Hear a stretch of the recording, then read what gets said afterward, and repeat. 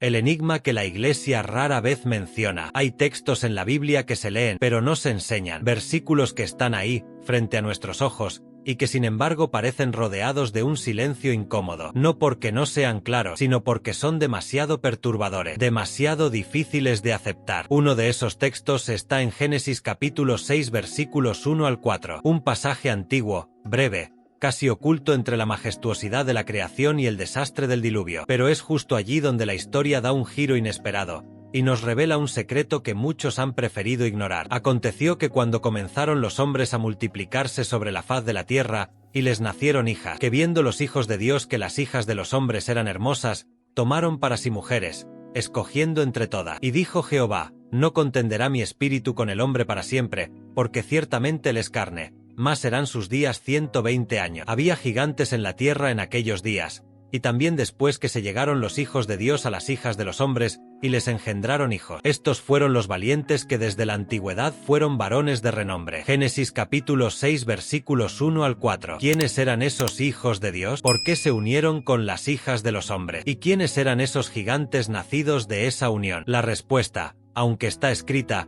ha sido sepultada por siglos de interpretaciones suaves. Pero si uno se atreve a mirar con ojos abiertos, el panorama es inquietante. Durante siglos, teólogos han debatido sobre este pasaje. Algunos aseguran que los hijos de Dios eran simplemente los descendientes piadosos de Set, y las hijas de los hombres las descendientes impías de Caín. Pero esa explicación se queda corta, porque el texto no habla de familias enemistadas, habla de seres de otra naturaleza. Y aquí es donde comienza el misterio, porque muchas tradiciones judías antiguas, anteriores a Cristo, entendían este texto de manera literal. Ellos decían que los hijos de Dios eran ángeles caídos, seres celestiales que cruzaron una línea prohibida y tomaron mujeres humanas, engendrando una descendencia monstruosa. ¿Te parece fantasía? ¿Demasiado extraño? ¿Muy parecido a la mitología? Entonces recuerda algo. La Biblia no es un libro de cuentos, es palabra viva. Y si Dios permitió que esto quedara registrado, es porque hay algo que quiere que sepamos. Y aún más sorprendente, es que este no es el único lugar donde se habla de algo así. Más adelante, en el libro de Judas, en el Nuevo Testamento, encontramos una referencia directa. Y a los ángeles que no guardaron su dignidad, sino que abandonaron su propia morada, los ha guardado bajo oscuridad, en prisiones eternas, para el juicio del gran día. Carta de Judas, versículo 6. Este versículo se refiere a ángeles que cruzaron un límite establecido por Dios, abandonaron su morada, su estado celestial, y fueron castigados por ello. ¿Coincidencia o eco directo de lo que pasó en los días de Noé? Pero volvamos a Génesis. La palabra que se traduce como gigantes en hebreo es Nepilim, literalmente, los caídos. ¿Caídos de dónde? ¿De qué naturaleza estamos hablando? ¿Y por qué la Biblia los menciona justo antes del diluvio? El contexto es claro. Activa la campanita para que YouTube te avise cada vez que publiquemos un nuevo episodio. Gracias por ser parte de esta historia. La corrupción se había esparcido sobre toda la tierra, pero esta corrupción no era solo moral, era genética, espiritual, híbrida, una mezcla entre lo divino y lo humano, una transgresión profunda contra el orden establecido por el Creador. Lo que viene después es el juicio de Dios. Y vio Jehová que la maldad de los hombres era mucha en la tierra, y que todo designio de los pensamientos del corazón de ellos era de continuo solamente el mal. Génesis capítulo 6 versículo 5. Y entonces, el diluvio. Dios decide reiniciar la humanidad, no solo por el pecado, sino por la deformación total de lo que había creado. Y los Nefilim, esos hijos de una unión antinatural, desaparecen de escena. O no del todo. Esta historia no es un mito, está en la Biblia. Es verdad, pero por ser tan incómoda, tan fuera del molde, muchos predicadores la han ignorado, suavizado o tachado de simbólica. Y sin embargo, Jesús mismo mencionó los días de Noé como una señal profética del fin. Como en los días de Noé, así será la venida del Hijo del Hombre. Mateo capítulo 24 versículo 37. ¿Qué pasó realmente en los días de Noé? ¿Qué tipo de corrupción dominaba la tierra? ¿Podría repetirse algo así? Este es solo el inicio. Los Nefilim no son solo una nota al pie de la historia, son una advertencia, una grieta en la realidad, un recordatorio de que hay cosas que Dios ha revelado y que el mundo ha querido enterrar. Pero nosotros vamos a desenterrarla, porque no tememos a la verdad y porque lo que viene puede ser más real de lo que estás preparado para ver. Cuando se habla de Génesis capítulo 6, muchos intentan dar una explicación que no incomode. Quieren que ese pasaje encaje en una enseñanza sencilla, sin provocar controversia. Por eso, durante décadas, e incluso siglos, se ha preferido una interpretación segura, que los hijos de Dios eran los descendientes piadosos de Set, y las hijas de los hombres eran las hijas impías de Caín. Pero si somos honestos, esa lectura no resiste un análisis profundo, porque si se tratara simplemente de matrimonios mixtos entre creyentes y no creyentes, ¿por qué el juicio de Dios fue tan severo? ¿Por qué el diluvio? Y sobre todo, ¿por qué nacieron gigantes? La Biblia no dice que de esa unión nacieron personas con problemas espirituales. Dice que nacieron los Nefilim, seres diferentes, extraños, varones de renombre, sí, pero también gigantes, criaturas que, según el texto, no eran comunes entre los hombres. Volvamos a mirar el pasaje completo de Génesis capítulo 6 versículos 1 al 4. Pero con los ojos abiertos. Aconteció que cuando comenzaron los hombres a multiplicarse sobre la faz de la tierra,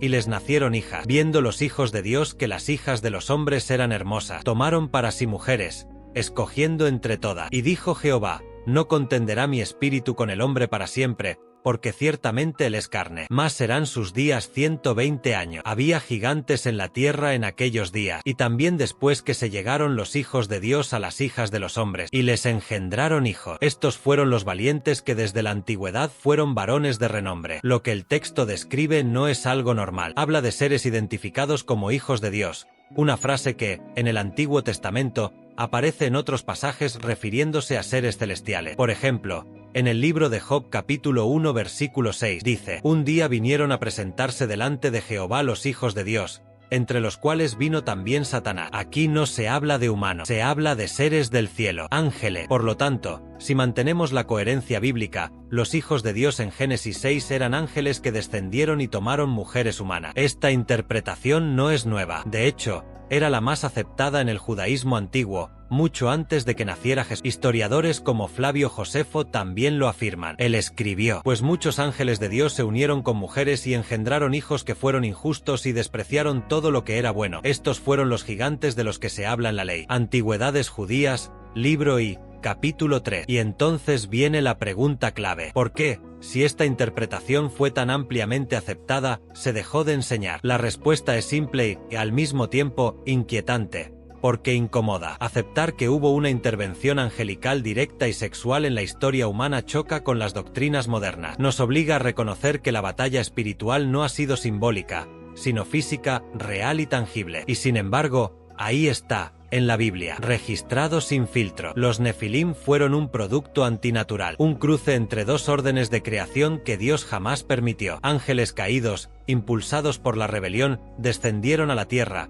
seducidos por la belleza de las mujeres humanas. Y lo que nació de esa unión fue un desastre. Por eso, inmediatamente después de narrar este hecho, Dios declara, no contenderá mi espíritu con el hombre para siempre. Génesis capítulo 6 versículo 3. Es como si el Señor hubiera dicho, esto ha llegado demasiado lejos. Y fue entonces que estableció el límite, 120 años más, y luego el juicio. Un juicio no solo por la maldad moral del ser humano, sino por la deformación espiritual que había entrado en su creación. La historia fue sepultada, sí, pero la verdad no desaparece solo porque no se predica. De hecho, en la carta de Pedro, el apóstol conecta directamente la caída de los ángeles con el juicio del diluvio. Porque si Dios no perdonó a los ángeles que pecaron, sino que arrojándolos al infierno los entregó a prisiones de oscuridad para ser reservados al juicio, y si no perdonó al mundo antiguo, sino que guardó a Noé, trayendo el diluvio sobre el mundo de los impíos. Segunda de Pedro capítulo 2 versículos 4 y 5. Aquí está la conexión directa.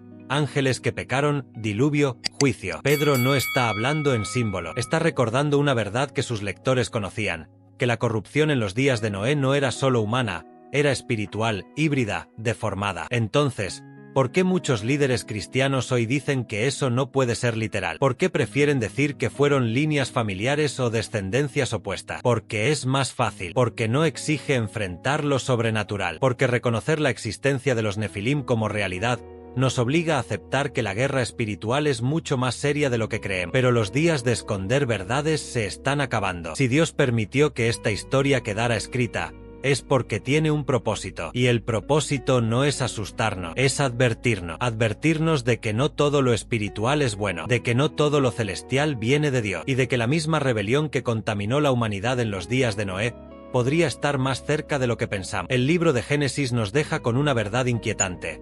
Hubo una generación corrompida, mezclada, una humanidad alterada por la presencia de seres celestiales rebeldes. Pero Génesis no entra en detalle, solo menciona el hecho y pasa al juicio. Es allí donde aparece una obra antigua, conocida pero rechazada por muchos, el libro de Enoc. Este texto no está incluido en el canon bíblico para la mayoría de iglesias cristianas, y sin embargo, fue altamente respetado por los judíos del Segundo Templo, y citado textualmente por el apóstol Judas en el Nuevo Testamento. En la carta de Judas, versículo 14, leemos: de estos también profetizó Enoc, séptimo desde Adán, diciendo: He aquí, el Señor viene con sus santas decenas de millares, para hacer juicio contra todo. El apóstol no solo lo cita, sino que lo valida como una profecía. Entonces, ¿qué dice este libro que fue tan importante y tan temido? Según el libro de Enoc, 200 ángeles caídos, conocidos como los vigilantes, descendieron al monte Hermón, hicieron un pacto entre ellos, y tomaron mujeres humanas. Sus nombres están registrados. Uno de ellos, el líder, se llama Semiaza, y estos son los nombres de sus jefes: Semiaza, el principal, Araquiba, Rameel, Cocabel, Tamiel, y tomaron para sí esposas, y cada uno escogió una para sí, y comenzaron a entrar en ellas y a contaminarse con ellas. Libro de Enoc, capítulo 7. Estas uniones no fueron amor, fueron violación espiritual del orden divino. Fruto de ese acto nacieron seres gigantescos, violentos, hambrientos, conocidos como los Nefilim, criaturas que consumían todo, y cuando no hubo más alimento, empezaron a devorar a los hombres, y comenzaron a pecar contra aves, bestias, reptiles y peces, y a devorarse unos a otros. Y clamó la tierra. Si te está gustando este video, no olvides suscribirte al canal. Eso nos ayuda muchísimo a seguir creando contenido como este para ti. Y el lamento de los hombres subió al cielo. Libro de Enoc, capítulo 7. Es una escena dantesca, un mundo en caos, plagado de gigantes que lo consumen todo. Pero no es solo una historia mitológica, porque, aunque el libro de Enoc no sea escritura inspirada, encaja perfectamente con lo que la Biblia sí enseña. En el capítulo 6 de Génesis se describe una corrupción generalizada, y en 2 de Pedro capítulo 2 y Judas se habla de ángeles que pecaron, fueron encerrados y esperan el juicio. ¿Pecado simbólico? No. Pecado con cuerpo. Pecado de rebelión, de mezcla, de perversión. Y lo más impactante del libro de Enoc es que no solo describe el acto, también narra el castigo. Dios envía al arcángel Uriel, a Rafael, a Gabriel y a Miguel. Ellos reciben instrucciones para encadenar a los ángeles caídos en el abismo, destruir a los Nefilim mediante guerra entre ellos, y purificar la tierra antes del diluvio. Y a Gabriel le dijo el Señor: procede contra los bastardos y los réprobos, y destruye a los hijos de la fornicación, los hijos de los vigilantes, para que se destruyan unos a otros por la guerra. Libro de Enoc, capítulo 10. Esta purga no es alegoría, es juicio. Y lo curioso es que muchos elementos de Enoc aparecen reflejados en pasajes bíblicos, como en Daniel capítulo 4, donde se menciona la figura de los vigilantes, watchers, una palabra usada también en Enoc para estos ángeles caídos. Y entonces, uno se pregunta, ¿por qué este libro fue ocultado? ¿Por qué fue silenciado por los siglos? Porque revela un plano de guerra espiritual que va más allá de lo teológico. Un conflicto que tocó la tierra, literalmente. Un pasado tan oscuro y tan antinatural, que cuestiona toda imagen cómoda que tengamos del mundo antiguo. Y aun si descartamos el libro de Enoc como inspirado, su mensaje reafirma lo que la Biblia sí afirma: que hubo ángeles que pecaron, que tomaron mujeres, que engendraron gigantes, y que todo eso provocó el juicio de Dios en forma de diluvio. Hay otro detalle estremecedor. Enoc profetiza que estos ángeles volverán a intentar intervenir en el mundo, en los tiempos finales, y Jesús, siglos después, lo confirma en Mateo capítulo 24 versículo 37. Como en los días de Noé, así será la venida del Hijo del Hombre. ¿Casualidad o advertencia directa? Este capítulo no intenta convertir el libro de Enoc en canon. Tampoco busca exaltar lo oscuro. Busca iluminar lo que ha sido escondido. Porque la verdad no necesita permiso para ser dicha. Y si la Escritura nos muestra una humanidad pervertida por seres celestiales rebeldes, entonces debemos preguntarnos: ¿estamos preparados para aceptar la historia completa? ¿O preferimos seguir alimentándonos de una fe diluida, sin conflicto, sin profundidad, sin guerra? El que tiene oído, que escuche. Los Nefilim no eran simples personajes de una leyenda, eran seres reales, criaturas gigantes, nacidas de una mezcla imposible entre ángeles caídos y mujeres humanas. Y aunque la mayoría piensa que su historia terminó con el diluvio, la Biblia sugiere algo mucho más inquietante. No desaparecieron del todo. El juicio de Dios fue inminente y severo. El mundo que conocíamos fue sumergido en agua. El pecado de la humanidad, La rebelión de los ángeles y la corrupción genética de los Nefilim exigieron una limpieza total. Dios no solo juzgó al hombre, también a estos seres híbridos, y borró Dios todo ser viviente que había sobre la faz de la tierra. Solamente quedó Noé y los que con él estaban en el arca. Génesis capítulo 7 versículo 23. Y sin embargo, después del diluvio, el eco de los gigantes sigue resonando en las Escrituras. En Números capítulo 13 versículo 33, cuando los espías enviados por Moisés regresan de explorar la tierra prometida, dan un reporte aterrador. También vimos allí gigantes, hijos de Anac, raza de los gigantes, y éramos nosotros, a nuestro parecer, como langostas, y así les parecíamos a ellos. Gigante, de nuevo, después del diluvio. ¿Cómo es esto posible? Hay varias teorías. Algunas sugieren que los genes de los Nefilim sobrevivieron a través de las esposas de los hijos de Noé. Otras proponen que hubo una segunda incursión de ángeles caídos, aunque esta hipótesis es más especulativa. Lo importante aquí no es cómo sucedió, sino que la Biblia confirma que los gigantes seguían allí, y no eran figuras simbólicas. Eran tan imponentes, tan aterradores, que hombres valientes como los espías de Israel se sintieron como insectos frente a ellos. Más adelante, durante la conquista de Canaán, Dios le da a su pueblo una orden clara: exterminar naciones enteras. Muchos se escandalizan de esa instrucción, pero no entienden el contexto espiritual. Algunas de esas naciones estaban infestadas por descendientes de los Nefilim. En Deuteronomio capítulo 3 versículo 11, se menciona al rey Ag de Basán, porque únicamente Ag, rey de Basán, había quedado del resto de los gigantes. Su cama, una cama de hierro, ¿no está en Rabá de los hijos de Amón? 9 codos es su longitud,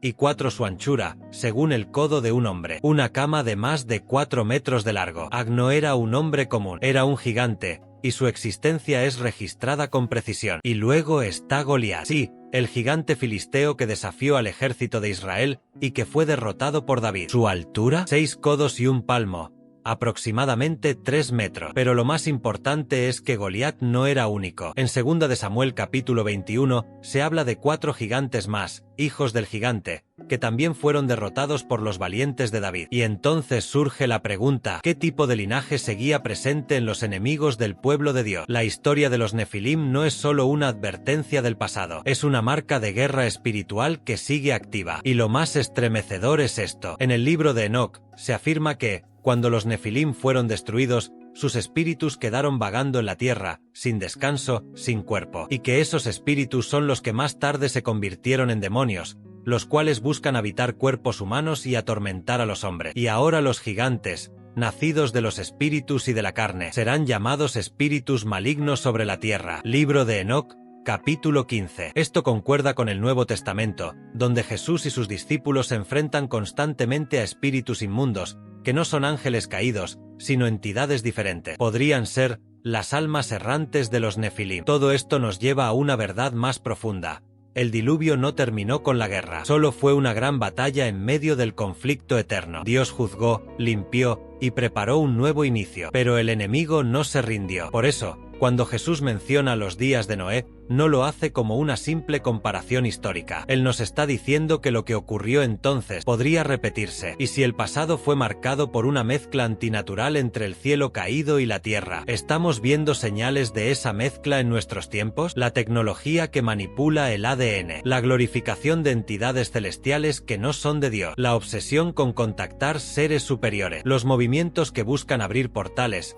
alterar la genética, trascender los límites de la humanidad. Todo parece una locura, hasta que uno recuerda lo que dice la Biblia. Los Nefilim fueron juzgados, los gigantes fueron derrotados, pero su huella sigue viva. Y si no entendemos esa parte de la historia, estaremos ciegos frente a lo que viene. Cuando Jesús habló del fin de los tiempos, no lo hizo de forma vaga ni poética. Fue directo, claro, profético, y usó una comparación tan precisa como aterradora. Más como en los días de Noé, así será la venida del Hijo del Hombre. Evangelio de Mateo, capítulo 24, versículo 37. La mayoría entiende este versículo como una advertencia sobre el pecado general de la humanidad. Se habla de incredulidad, violencia, corrupción, y sí, todo eso estaba presente en los días de Noé. Pero Jesús estaba apuntando a algo más profundo, algo que pocos se atreven a predicar. ¿Qué pasaba en los días de Noé que justifica que el Hijo de Dios los usara como referencia profética? Los días de Noé no eran solo días de desobediencia, eran días de alteración espiritual,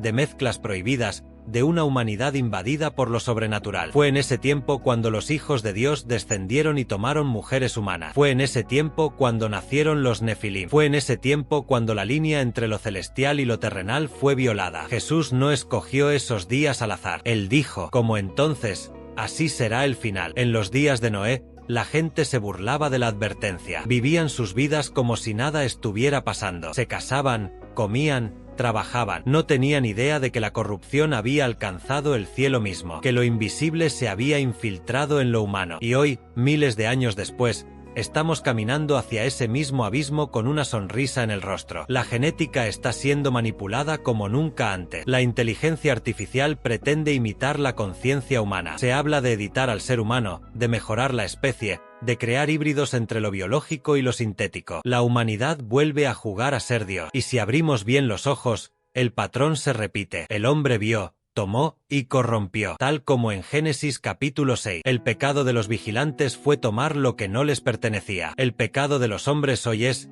intentar lo mismo. La historia de Noé no es un cuento para niños con animales en un arca. Es una advertencia espiritual. Y Jesús, con autoridad eterna, la usó como clave para entender el futuro. Y no entendieron hasta que vino el diluvio y se los llevó a todos. Mateo capítulo 24. Versículo 39. No entendieron, siguieron viviendo en ignorancia, rechazaron la advertencia, se burlaron del mensajero, hasta que fue demasiado tarde. Y ahora, en nuestro tiempo, la historia vuelve a repetirse. Los mensajeros que advierten del pecado, del juicio, de la necesidad de arrepentimiento, son ridiculizados. Se les llama fanáticos, extremistas, religiosos locos. El mundo está demasiado ocupado con sus placeres como para considerar que lo invisible está entrando de nuevo por las grietas. Y, como entonces, muchos no quieren ver, pero los que tienen ojos para ver, notan las señales. En los días de Noé hubo una guerra espiritual oculta detrás de lo visible. Lo mismo sucede hoy. El espíritu de rebelión crece. La confusión sexual, espiritual y moral domina. El culto a entidades celestiales disfrazadas de luz se expande. Y todo apunta a un sistema que prepara la tierra